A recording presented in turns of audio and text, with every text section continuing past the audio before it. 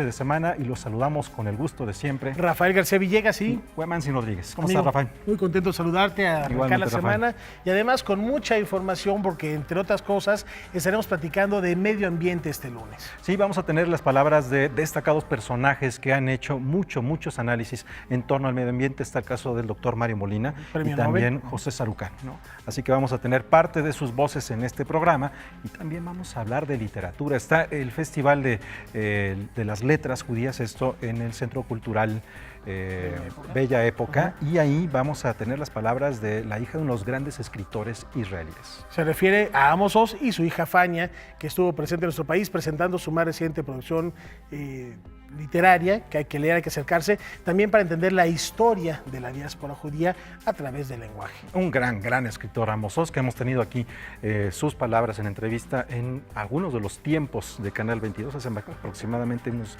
17 años. Pero bueno, también vamos a tener aquí en este espacio mucha de la oferta cultural que se propone en Aragón. El Faro cumple un año y nosotros les vamos a decir cómo lo celebra. Esto y mucho más en Noticias 22. Comenzamos.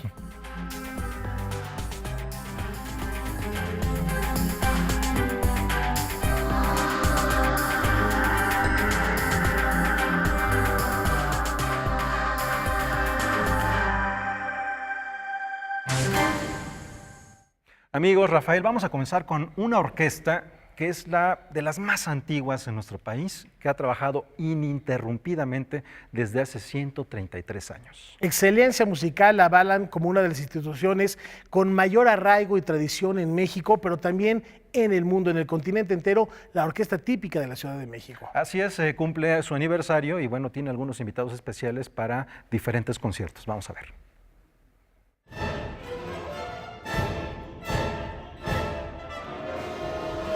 Este mes de agosto, la Orquesta Típica de la Ciudad de México cumple 133 años de actividad ininterrumpida desde su fundación.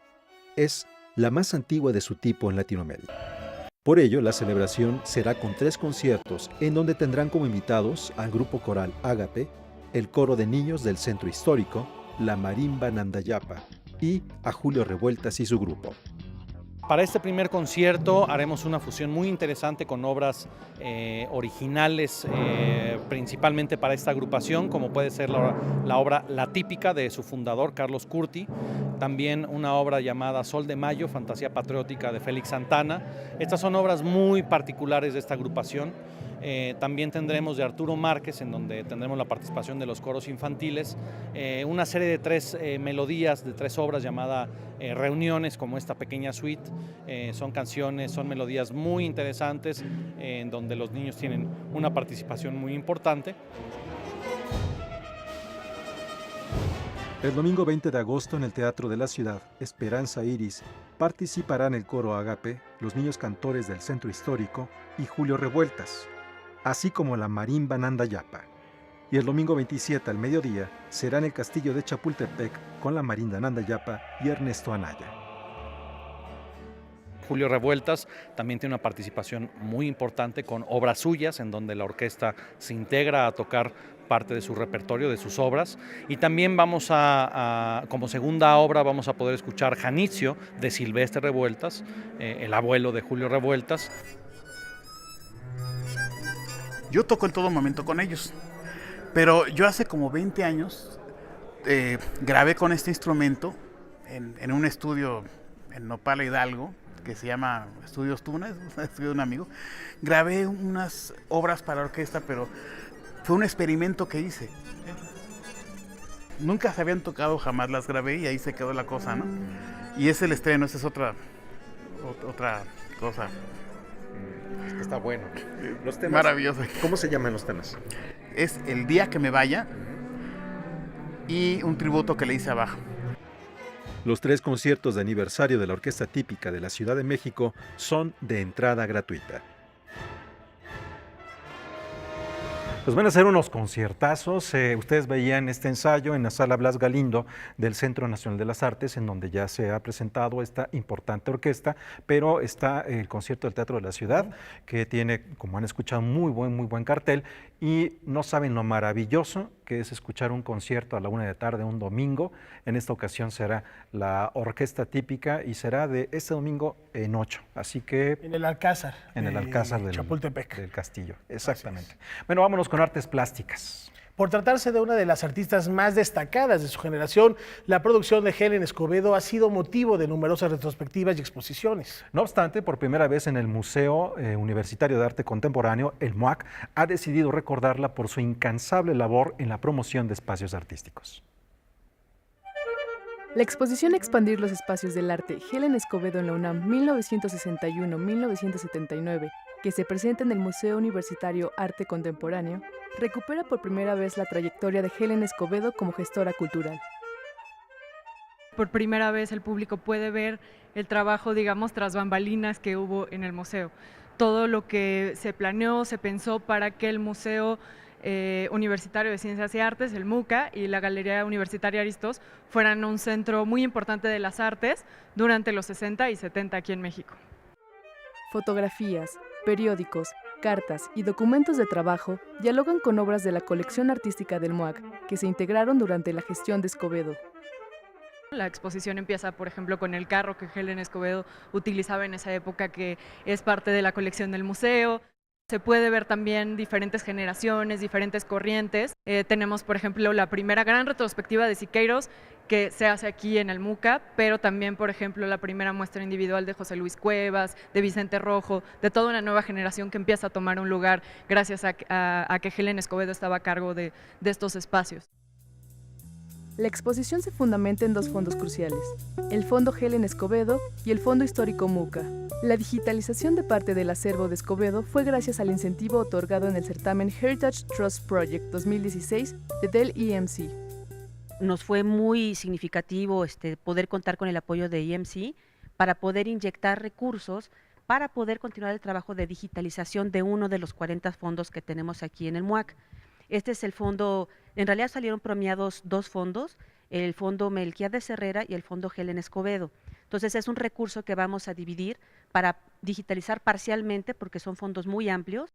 En el premio para 2016, el Centro de Documentación Arqueya fue el ganador del segundo lugar y estamos muy orgullosos porque de los 3 ganadores, 2 fueron en México, el tercer lugar fue el Museo Dolores Olmedo.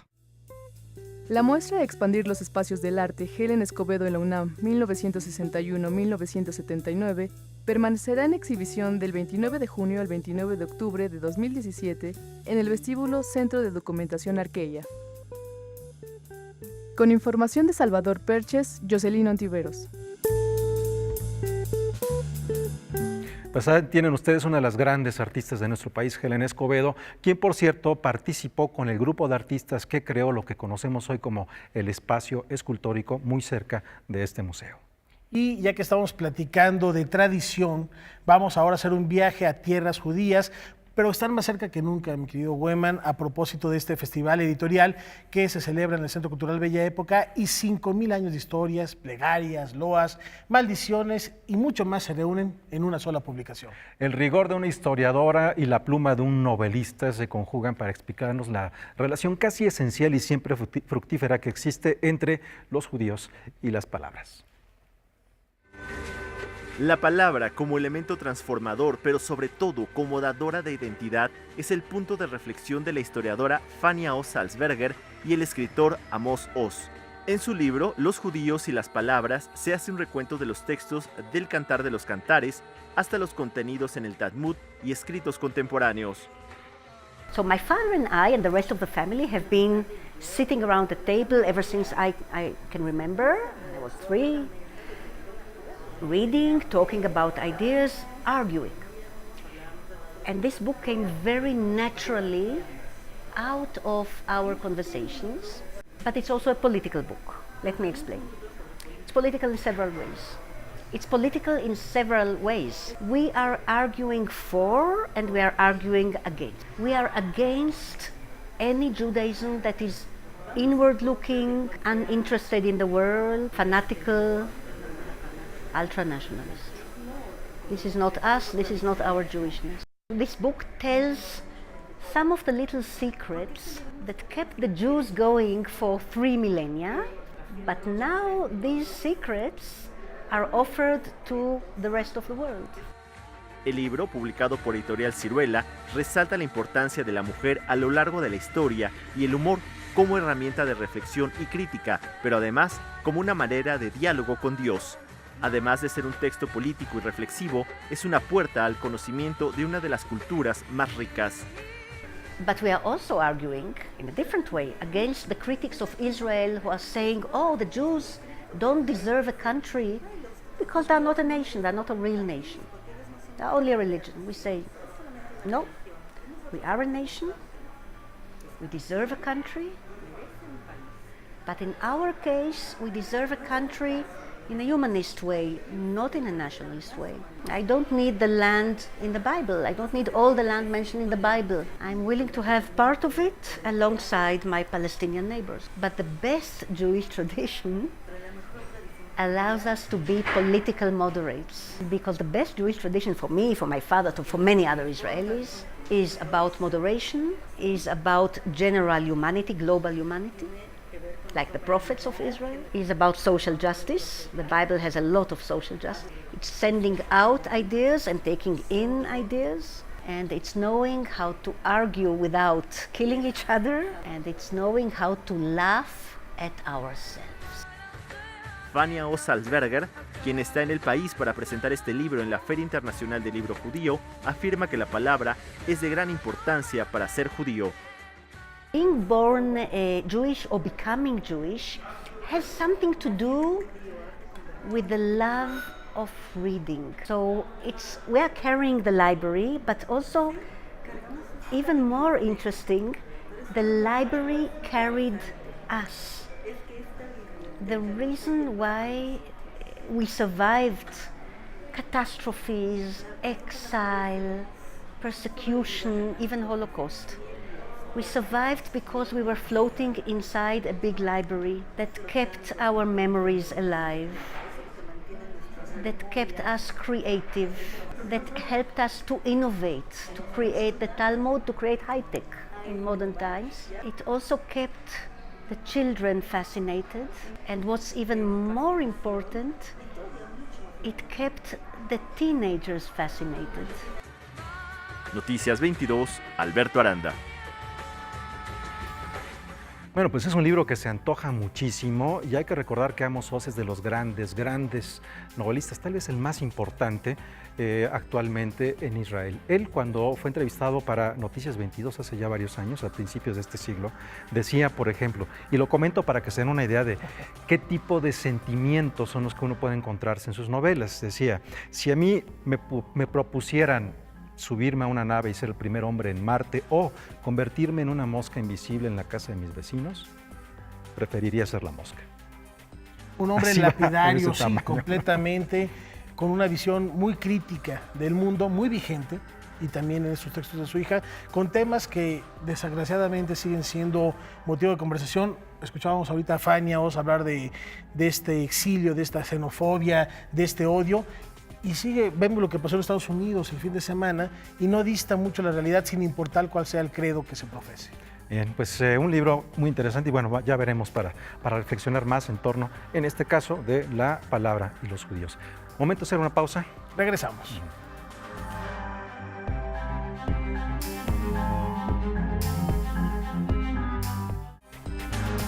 Continuamos aquí en Noticias 22 y ahora nos vamos directamente con música barroca. Rafael, en este año se conmemora a un compositor, como pocos, prolífico.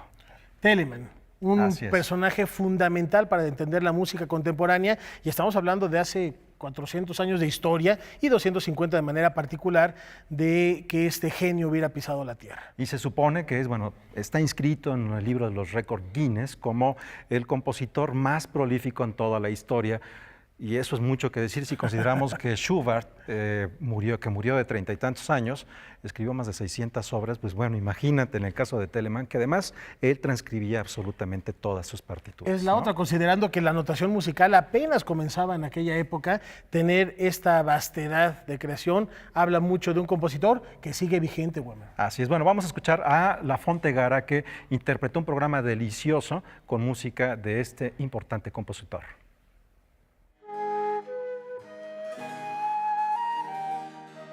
En el 250 aniversario de la muerte del compositor Georg Philipp Telemann, la agrupación de música antigua La Fontegara ofreció un bello concierto en la capilla gótica del Centro Cultural Helénico. Lo que es muy interesante de este compositor es que tiene obra para prácticamente todos los instrumentos de su época y en combinaciones muy ricas. Entonces en este programa también escogimos cosas que de alguna manera dieran una muestra de la variedad y de la diversidad de la obra del mismo compositor. En el concierto fueron interpretadas 5 sonatas y una fantasía para clavecín solo. Destaca la sonata en trío en la menor para flauta transversa, viola da gamba y bajo continuo. Escuchó mucha música tradicional de los violinistas improvisadores en las tabernas y menciona en sus diarios, por ejemplo, que él en una semana de escuchar a estos músicos que improvisaban, tomó ideas para sus composiciones de toda una vida. Telemann es un poco un camaleón dentro de los compositores del barroco porque podía escribir en estilo francés, en estilo italiano, podía hacer cantatas sacras, podía hacer pasiones, música orquestal, música para instrumentos solos, de manera que es un compositor muy muy rico, es inagotable. Aunque La Fontegara tiene una trayectoria importante en la interpretación de la música de la Nueva España, ha grabado el disco con obra de Telemann titulado The Godfather, en referencia a su vínculo como padrino de uno de los hijos de Johann Sebastian Bach, quien era uno de sus más fieles seguidores en sus publicaciones.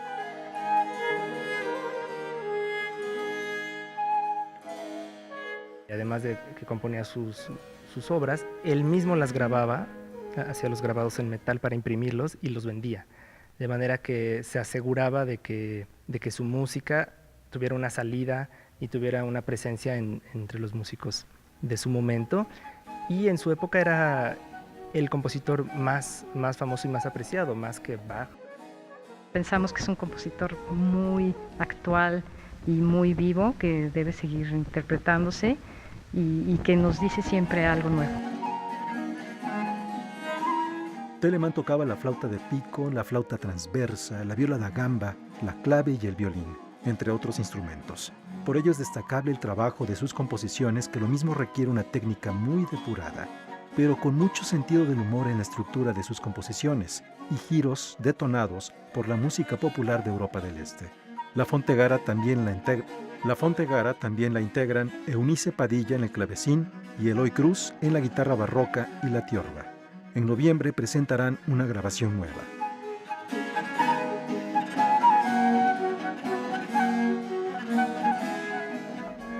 Y para los amantes de la música antigua, en este mismo espacio, en la Capilla Gótica del Centro Cultural Helénico, muy recomendable. El próximo sábado a las 7 de la noche habrá un concierto. Será la primera misa escrita y cantada en alemán. ¿Por qué es importante esto, Rafael, amigos? Tiene que ver con hace muchísimos años, 5 siglos casi ya, una persona llamada Martín Lutero clavó su visión de la Biblia en la puerta de una catedral, y a eso le llamamos la Reforma, que provocó la Contrarreforma, el barroco mexicano, y en el caso de Europa, la visión de la Biblia y de Dios en un libre albedrío, en una libre interpretación, en donde participó la imprenta de Gutenberg, y detonó esta que será la primera misa cantada en alemán, escrita en alemán, que se va a interpretar el próximo sábado a las 7 de la noche en este lugar, muy recomendable. La Capilla Gótica del Centro Cultural Helénico, el luteranismo presente, y también, por supuesto, un viaje musical que no hay que perderse, y el ciclo continúa los sábados subsecuentes, por lo menos en agosto y septiembre.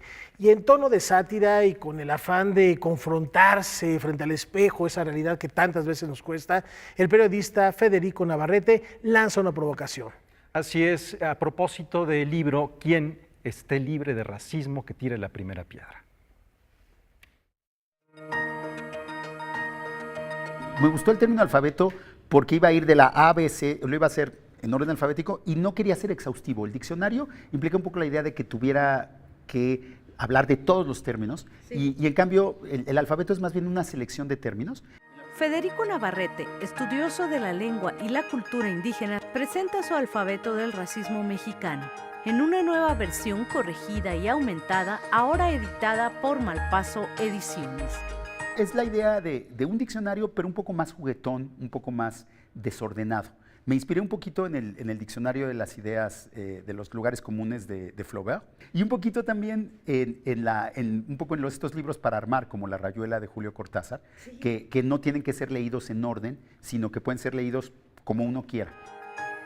En este alfabeto, Navarrete incluye términos que quizá no habríamos pensado que tienen que ver con el racismo, como obesidad, pero el autor los explica de tal manera que no nos queda duda alguna de por qué están ahí.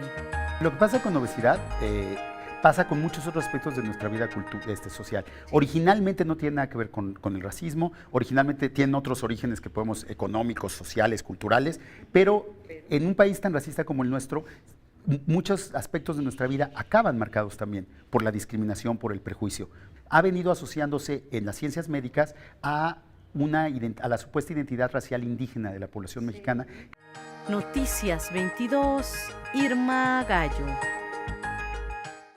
Bueno, mucho de lo que mencionabas hace un momento, Rafael, cuando hablábamos del libro de Amos Oz y de su hija, la historiadora, Fania Oz, cuando estamos hablando de racismo, en este caso se hablaba de la diáspora en el pueblo judío, y aquí estamos hablando de la forma en la que nos vinculamos nosotros como mexicanos, en donde aparentemente no padecemos de lo mismo, pero no estamos tan lejanos de lo que ocurrió en Estados Unidos. No, y muchas veces uno se queja de que, es que vas a Estados Unidos y te dicen de tal o cual manera, pero aquí nosotros tenemos que también aterrizar y hacer una reflexión de los prejuicios que tenemos como sociedad a la hora de mirar y de mirarnos en los otros. Es fundamental entrar a esas reflexiones y acabar, por supuesto, con cualquier clase de racismo para tener una sociedad más educada. Tanto el silencio como la omisión o la distorsión forman parte también de una actitud racista. Bien, vamos ahora a otra información que tiene que ver con la oferta cultural que se propone en el Faro de Aragón. Celebra un año con proyecciones de cine, música, artes plásticas y hasta un jam de moneros. Durante agosto, el Faro Aragón, recinto perteneciente a la red de faros de la Secretaría de Cultura de la Ciudad de México, celebra un año de fomentar el arte y la cultura audiovisual al norte de la capital del país. Ya vine cuando se abrió y me llenó de ilusión, la verdad, este faro que está dedicado a las audiovisuales, artes audiovisuales, entonces la posibilidad de que la gente aquí tenga acceso a material, equipo, entrenamiento, talleres de escritura, de foto, de edición, y que la gente de aquí pueda empezar a hablar de lo que quiera hablar y de lo que vive aquí alrededor. Yo creo que eso va a ser muy importante. En el antiguo Cine Corregidora, que recuperó su vocación cinematográfica, convergen los procesos de formación en diversas expresiones del arte audiovisual. Desde su apertura, en el Faro Aragón se han impartido más de 150 talleres que han beneficiado a 2.100 alumnos de todas las edades.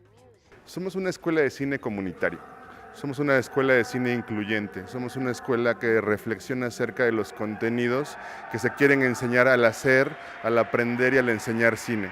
En ese sentido es un reto para nosotros, un reto formar, sensibilizar a jóvenes para que después sean los futuros cineastas y que utilicen la herramienta cinematográfica para expresarse emocionalmente y para ayudar a su sociedad, ¿no? Los festejos han incluido, entre muchas otras actividades, la exposición de carteles de cine mexicano contemporáneo en la fachada y galería del Faro, un performance de danza de La Imperfecta Compañía con alumnos de danza del Faro, acompañado por dibujo en vivo de Fernando Sica, un jam de moneros en el cual improvisaron dos grandes caricaturistas de México, Gis y Trino.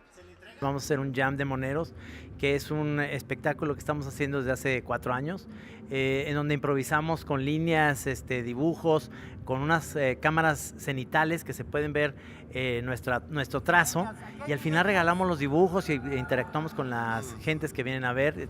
Es totalmente gratuito y regalamos los dibujos. Por supuesto que los moneros recordaron al recientemente desaparecido Rius. En este jam vamos a hacer algunos dibujitos estilo Rius, por supuesto, para recordarlo. Era nuestro mentor, nuestro padrino.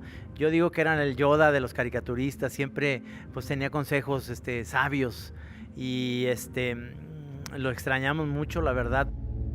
Sí, o sea, tuvimos la fortuna de luego convivir en varias ocasiones con el maestro. Entonces, lo que ya era, digamos, un chamanazgo natural a distancia a la hora de estar dibujando y ver esa lección de ese primer, digamos, gran maestro de, pues sí, como he oído que le llaman ya como de los iniciadores de una caricatura ya moderna mexicana, con este estilo muy natural, desenfadado, rústico, y lleno de humor. Luego, para acabarla de bendecir, nos toca empezar a convivir con él y además resulta que es un tipazo, o sea, lúcido, gracioso, buena vibra. Entonces sí llegó a representar como una, como dice Trino, como hacer como una presencia tutelar para nosotros. Fundamental tener la presencia y el recuerdo de Eduardo del Río en este jam de moneros. Decía, siendo ateo, gracias a Rius, el propio Rius, a propósito de estas pues provocaciones que hacía con sus dibujos. Y continúa este recorrido que hizo Salvador Perches, mi estimado Hueman, por la más joven de las fábricas de artes y oficios. Con respecto a la funcionalidad, operatividad y beneficios del Faro Aragón y de la red de faros, los invitados opinan.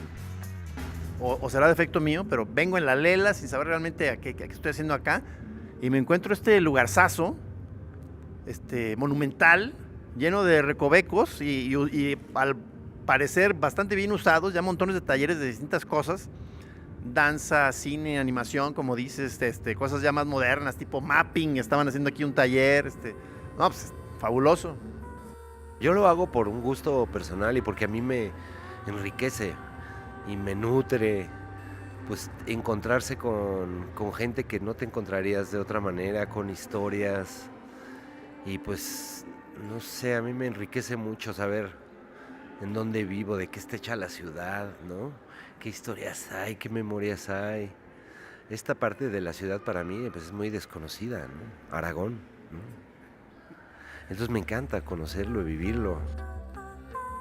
Estuvo olvidado muchos años y se volvió otra vez a revivir. Está precioso y la verdad les recomiendo mucho venir a este foro, a este faro, que es un foro interesante para... Faro es foro. Es faro.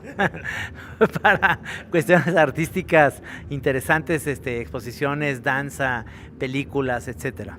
Pronto, de manera modesta, ojalá que muchos que iban a monear con bolsa y chemo, mejor moneen acá con pluma y papel. Su director general concluye.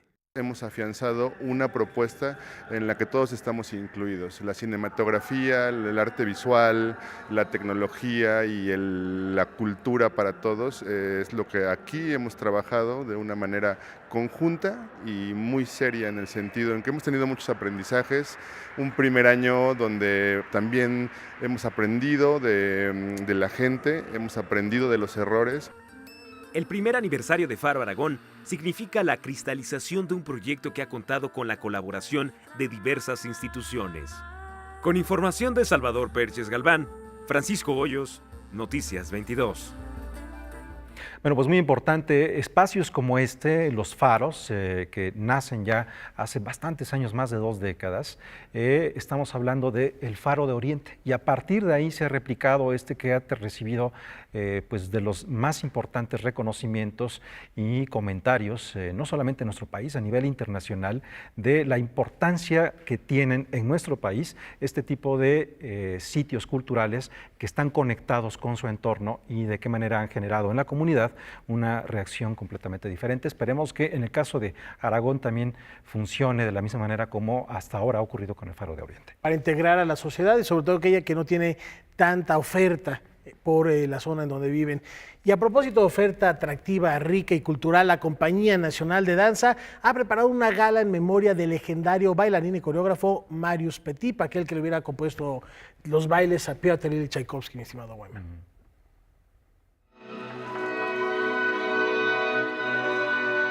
En 2018 se cumplen 200 años del natalicio de quien es considerado el padre del ballet clásico. La Compañía Nacional de Danza se prepara para esta conmemoración por el coreógrafo Marius Petipa, con un montaje que incluirá La Bayadera, Raimunda y Don Quijote. 3 actos de cada uno de los ballets emblemáticos de Marius Petipa. Para nosotros es pues un gran honor porque finalmente son ballets clásicos que han trascendido durante de verdad más de 2 siglos y las grandes compañías del mundo tienen este repertorio y bueno, la Compañía Nacional de Danza no es la excepción, así que hemos trabajado durísimo con todos los integrantes de la compañía, cuerpos de baile, solistas, primeros bailarines. Pero la contribución de Petipa al ballet también reside en haber vinculado este arte con otras expresiones. 2 de estos ballets son con música de Minkus, uno es con música de Glazunov, un gran compositor ruso, pero desde luego que también el legado máximo de Petipa se va a los 3 grandes clásicos que son El Lago de los Cisnes, La Bella Durmiente y El Cascanueces, sin los cuales prácticamente no podemos nombrar ballet clásico sin esos 3, y los 3 son de él, así que pues un legado verdaderamente enorme. Homenaje a Petipa se presentará en la sala principal del Palacio de Bellas Artes los días 13, 15, 17, 19 y 20 de agosto. Noticias 22, Víctor Gaspar. Marius Petipa, un gran coreógrafo, bailarín. Cuando se retira bailarín, se va como coreógrafo a San Petersburgo, al Teatro Mariinsky, y por eso lo que mencionabas, él trabaja de la mano con Tchaikovsky, y ahí tienen estas grandes obras que ustedes tienen la oportunidad de poder ver. Y lo decimos en toda la extensión de la palabra porque les vamos a regalar 5 pases dobles para que vayan mañana a las 8 de la noche al Palacio de Bellas Artes a disfrutar de este homenaje a Marius Petipa. Lo único que tienen que hacer es escribir a la dirección de correo que en estos momentos aparece en su pantalla, es noticias22@canal22.org.mx. Los primeros 5 por este mismo medio serán informados que se tienen que presentar y quiénes media hora antes de la función en el máximo recinto cultural del país. A más tardar media hora antes de la función para que lleguen tranquilitos, tengan sus boletos, se pueden sentar bien y disfruten de esta coreografía que rememora el excelente trabajo de Marius Petipa, todo un clásico. Y con esta invitación, una pausa.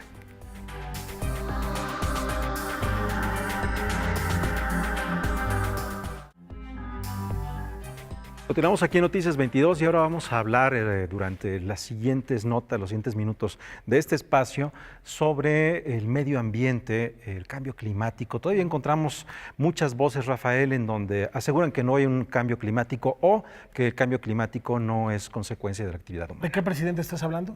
Estoy hablando de uno muy cercano. Vecino.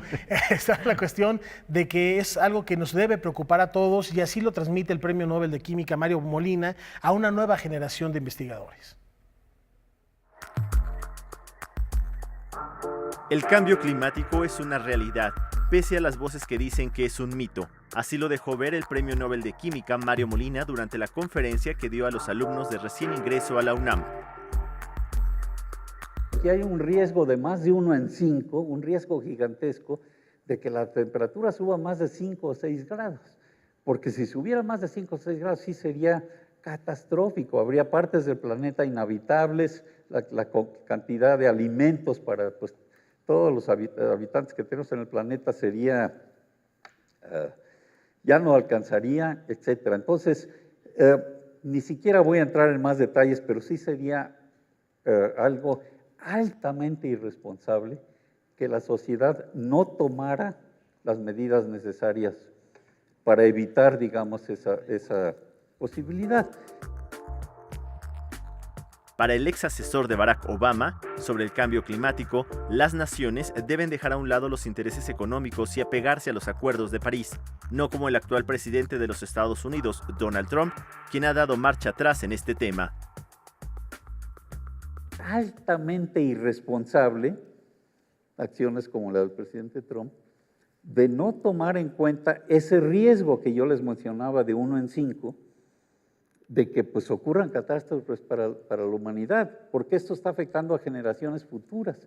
Y es altamente irresponsable no dejarles un entorno en el que pues puedan por lo menos tener la misma calidad de vida que la que tenemos nosotros, ¿no? El presidente Trump no acepta ciencia muy bien establecida porque no está al día en la importancia enorme que tiene pues la ciencia, ese conocimiento racional, por contraste con creencias que muchas veces están basadas en conceptos a veces religiosos, a veces culturales.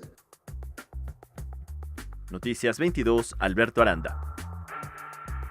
Y a partir de estas reflexiones que nos comparte Mario Molina sobre la actualidad de nuestro planeta, ahora vamos al Museo de Arte de la Secretaría de Hacienda. Ahí se expone actualmente la obra de Janet Betancourt, artista puertorriqueña, que sitúa su producción entre dos conceptos fundamentales, la noósfera y el antropoceno. Vamos a ver de qué se trata.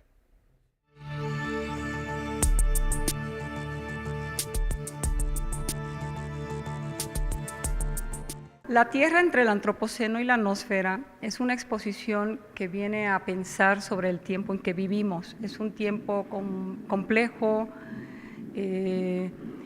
muy intrincado, donde se mueven cosas como la velocidad, como el consumo desmedido, el ser humano buscándose por un lado, pero por otro lado perdiéndose, la naturaleza que está sufriendo y padeciendo todas estas consecuencias, porque el ser humano se está desvinculando de ella.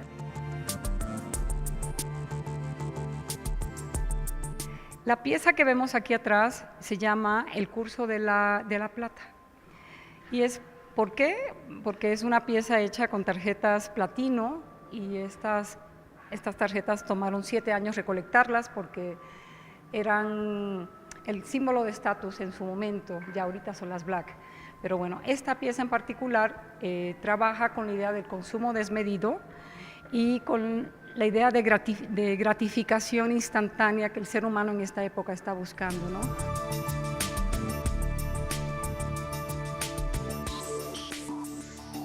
La pieza que tenemos detrás se llama Distopia y es justamente lo que mencionaba hace un segundo. Nos estamos buscando por un lado, pero por otro lado nos estamos perdiendo entre espejismos y ilusiones como nos las puede dar la tecnología, pero el ser humano se ha alejado de su propia esencia y se ha alejado también de su humanismo. Pasamos a ver la pieza.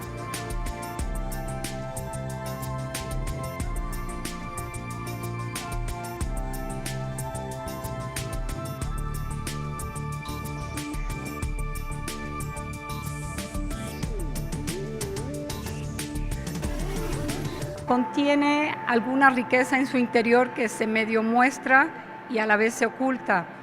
Aprovecho la ocasión para invitarlos el miércoles 23 de agosto a las 8 de la noche a ver la última pieza de esta exposición, que será un performance en el cual se estrenará una composición nueva del maestro Venustiano Reyes y se interpretará esta obra con la bailarina Viviana Velasco. Espero puedan acompañarme.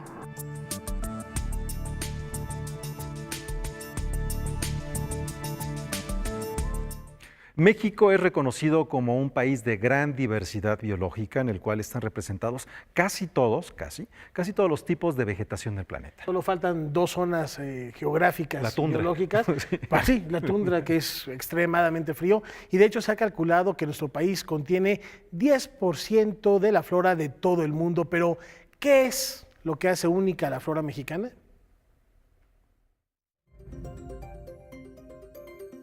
México siempre ha sido conocido por su biodiversidad. La relativa a la flora ha sido largamente estudiada por la doctora Victoria Sosa, quien participó en el ciclo de conferencias Los Viernes de la Evolución, organizado por el Colegio Nacional, con la conferencia ¿Qué hace única a la flora mexicana? Lo que se ha dicho siempre es que México es megadiverso porque está entre el reino neártico, que está al norte, que es Estados Unidos, Norteamérica, y toda la parte de Centroamérica y andina. Entonces, como que es una explicación muy simple, que es el conjunto de las 2 floras que vienen del norte y del sur y se mezclan aquí, y que la topografía tuvo que ver muchísimo. Coordinado por José Sarucán y Antonio Lascano, este ciclo ofrece una amplia perspectiva de la evolución animal y vegetal, riqueza que no siempre se encuentra protegida.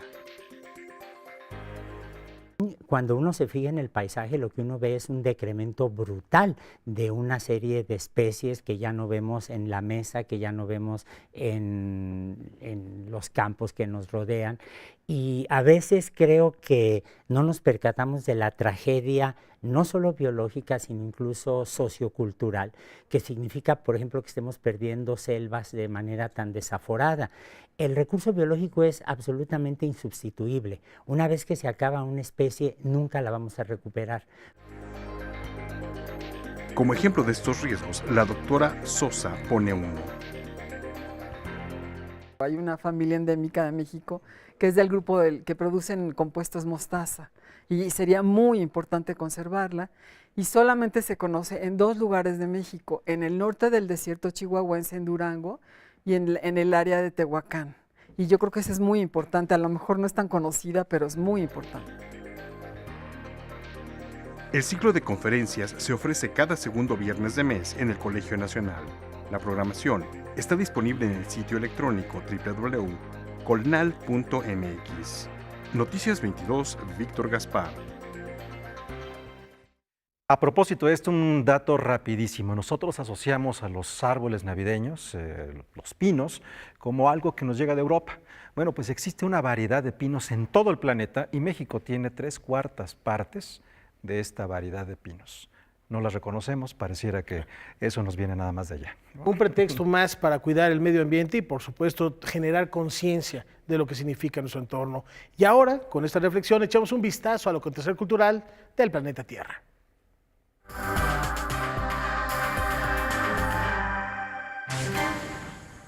El Big Ben, nombre con el que se conoce la campana en la torre del reloj del Parlamento británico, suspenderá sus habituales bongs al mediodía a partir del 21 de agosto para permanecer en silencio durante los próximos 4 años, debido a que se llevarán a cabo trabajos de renovación. Los martillos que han golpeado la campana cada hora durante los últimos 157 años solo seguirán sonando para eventos importantes como las celebraciones de Nochevieja. El reloj que aloja al Big Ben será desmantelado para ser revisado y restaurado. Científicos descubrieron la región volcánica más larga en la Tierra. Con la distancia de 2 kilómetros, la superficie se encuentra cubierta por una gran capa de hielo en el oeste de la Antártida.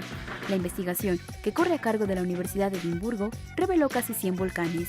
Los geólogos aseguraron que si alguno de ellos entrara en erupción, la lava no alcanzaría la superficie, pero sí provocaría que el hielo se derritiera. 5 girasoles de Van Gogh lucen juntos por primera vez a través de Facebook Live. La aplicación permitió que los usuarios de la red social disfrutaran de una emisión en la que los museos que poseen las obras originales de la conocida serie dieran una breve explicación sobre ella. Así, los recintos de Londres, Ámsterdam, Filadelfia, Múnich y Tokio tuvieron 15 minutos para acercar los girasoles al público que está conectado por medio de Facebook. Maravilloso. Si uno no tiene la posibilidad de ver esa delicadeza que son las texturas en la pintura, particularmente en los impresionistas, pero en el caso de Van Gogh es una belleza plástica, casi ganas de tocar. Bueno, pues tenemos esta otra opción. Y los 5 en el mismo lugar. Una pausa, regresamos.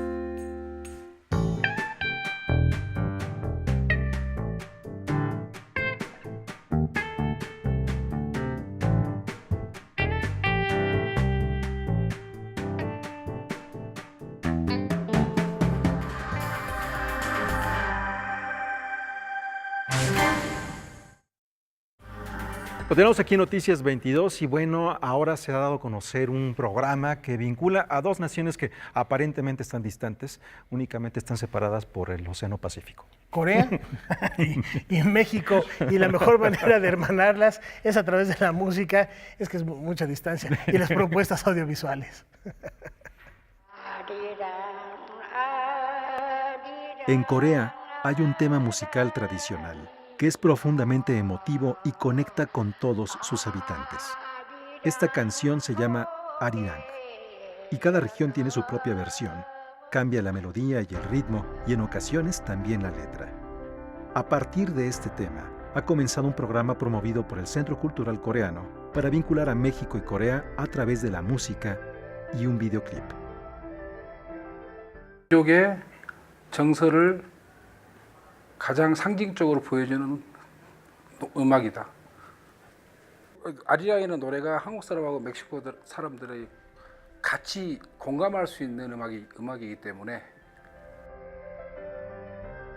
El video Arirang es el inicio de proyectos futuros con el apoyo del Centro Cultural Coreano en México y la Embajada de la República de Corea para desarrollar un intercambio artístico entre ambos países, como el concurso de composición musical y arreglo a través del tema tradicional, así como el festival Arirang.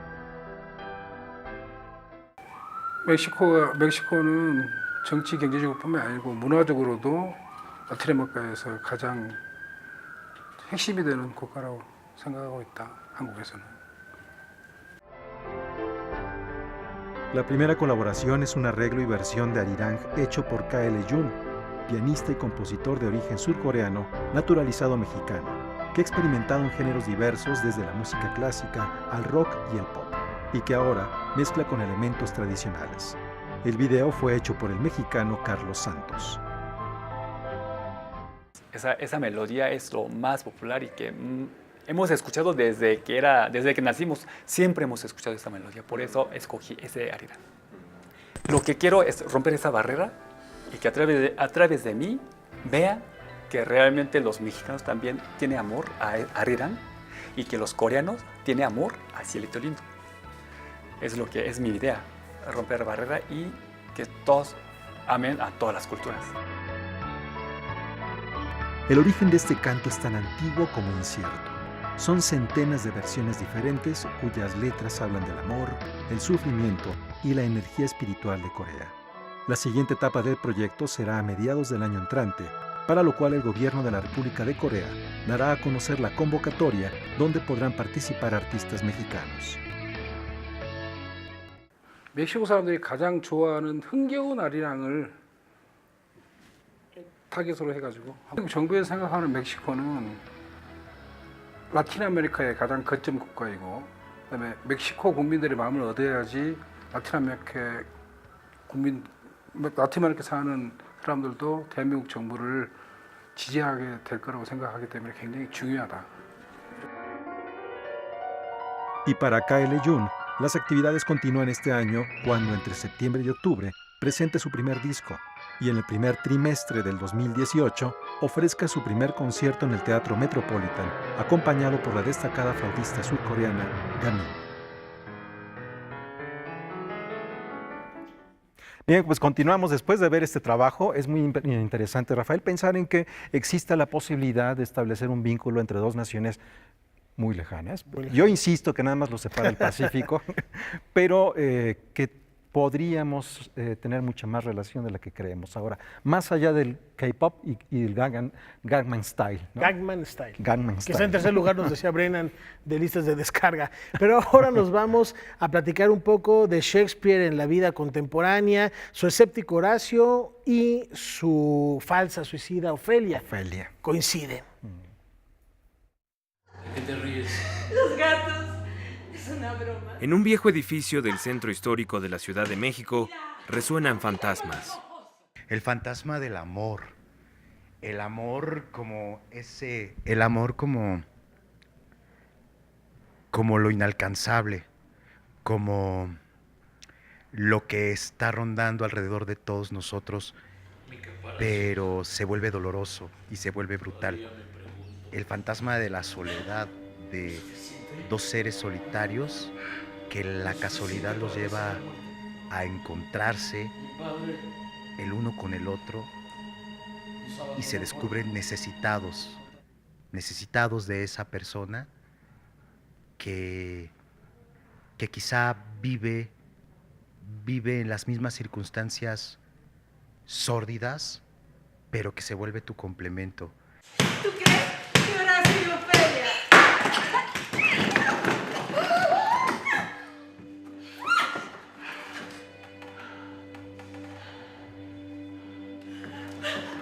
¿No es suficiente? ¿No es suficiente para desear la muerte? Se trata de La falsa suicida, a partir de Hamlet de Shakespeare. Angélica Lidl toma a dos personajes secundarios que son fundamentales en Shakespeare, en el universo shakespeariano, y que aquí les otorga una voz prestada.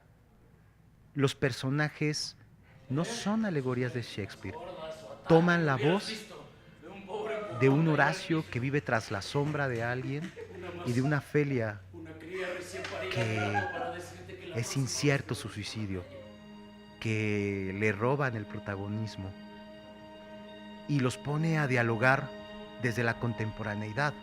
Se vuelven dos presencias que empiezan a retumbar en la poesía, pero que se nos hacen cercanas, se vuelven cercanas a nosotros por cómo los plantea. El original espectáculo se presenta en una casa teatral que, podría pensarse, se encuentra ubicada en una poco hospitalaria zona de la ciudad capital. Pero también esta historia, esta falsa suicida, este espectáculo, aquí cobra un sentido distinto y se vuelve necesario hacerlo en esta casa, en este espacio. A veces estamos predeterminados un poco. Ya llevamos, esta es la tercera temporada, llevamos un año haciéndola y afortunadamente la zona, la gente, la casa ha recibido al público que viene y a nosotros que hacemos la obra. ¿Te masturbaste? Horacio, ¿te masturbaste?